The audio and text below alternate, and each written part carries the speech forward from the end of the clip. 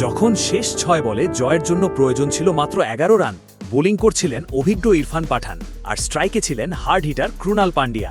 গ্যালারিতে তখন পিন পতন নীরবতা। কিন্তু প্রথম বলেই পান্ডিয়া মাঠের বাইরে বিশাল এক ছক্কা হাঁকিয়ে ম্যাচ পুরো ঘুরিয়ে দেন। এখন 5 বলে দরকার মাত্র 5 রান। পরের বলে বড় শট খেলার চেষ্টা করলেও আসে মাত্র 1 রান। হঠাৎ খেলায় আসে নতুন মোড়।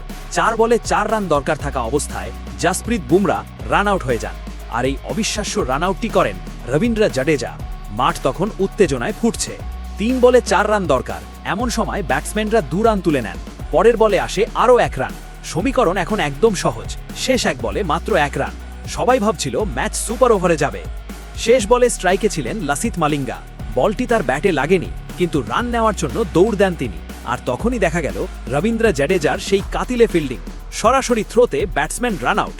আর এভাবেই অবিশ্বাস্য এক নাটকীয়তায় গুজরাট এই ম্যাচটি জিতে নেয়। জাডেজার এই ফিল্ডিং কি আপনার কাছে সেরা মনে হয়েছে? কমেন্টে জানান।